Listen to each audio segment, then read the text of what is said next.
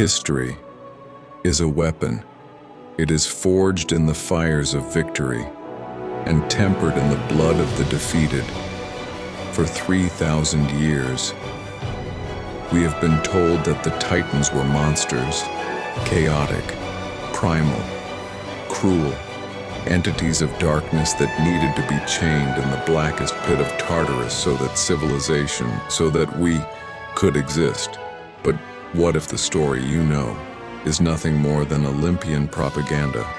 Before Zeus sat on his throne of lightning, before the blood of the innocents stained the altars of Olympus, there was a world we have forgotten, a world the ancient Greeks called the Golden Age. No war, no famine, no death as we understand it. The oldest surviving texts, the ones that haven't been scrubbed clean by the victors, suggest a terrifying possibility. The Titans were not the villains of Greek mythology. They were the guardians of a paradise that the Olympians destroyed. Welcome to the dark truth of the Golden Age. We are taught to fear CRONUS, the Titan king who swallowed his own children.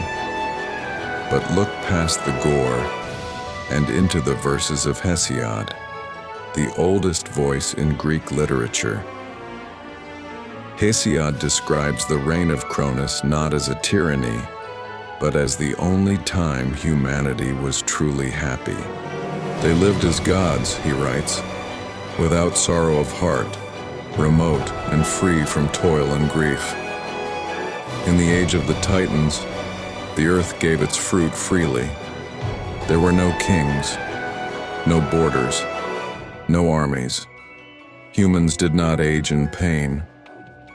They fell into death as if falling into a peaceful sleep. The Titans did not demand temples. They did not demand sacrifices. They were the gods of the earth, of the deep water, of the constellations. They were the literal fabric of the universe, and in their presence, everything was in balance. If they were truly the monsters the myths claim, why was their era the only one we call golden? The truth is, the crime of CRONUS wasn't that he was a monster. His crime was that he tried to stop the gods, who would eventually enslave us. The Titanomachy, the great war between the old gods and the new. Olympian myth calls it a war of order against chaos. But let's look at the evidence. The Olympians were warriors. They were conquerors. They were led by a god who used lightning as a whip and fear as a currency. The war lasted 10 years. It cracked the foundations of the world. It turned the oceans into steam and the forests into ash. When the Olympians finally won, they didn't just defeat the Titans, they erased them. They cast the old gods into the black pressure of Tartarus, a prison built not for criminals, but for rivals. And then, the rebranding began. The Mycenaean warrior culture, the people who popularized the myths of Zeus, needed a religion that justified their own violence.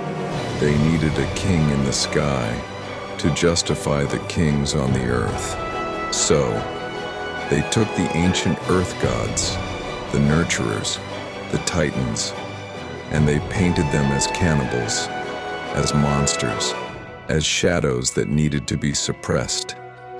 The moment Zeus took the throne, the Golden Age ended. The Age of Iron began, an age of suffering, of labor, and of war. The gods we call heroes were the ones who brought the winter. If the Titans were truly evil, why were they the only ones who cared for humanity? Consider Prometheus, a Titan. He saw that Zeus wanted to keep humans in the dark, literal and metaphorical.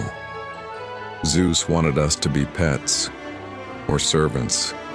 Prometheus stole the fire of the gods, the fire of reason, the fire of civilization, and gave it to us.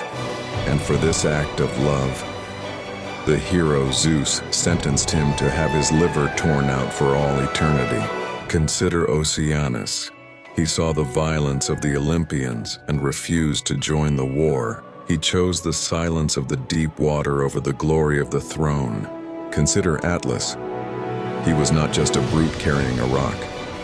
In the oldest texts, he was a master of astronomy, the one who held the heavens apart from the earth so that life could breathe.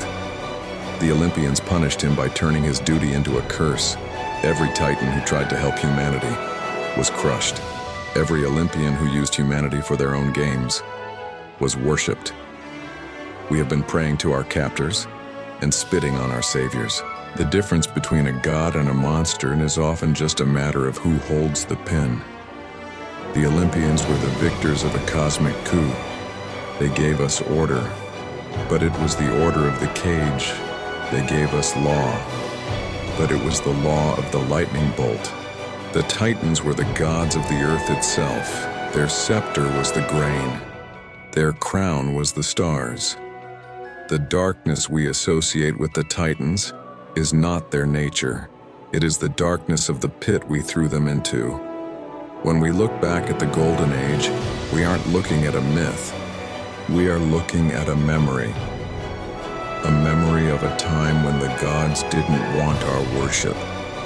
They wanted our peace, until we realized that the stories were written to keep us afraid.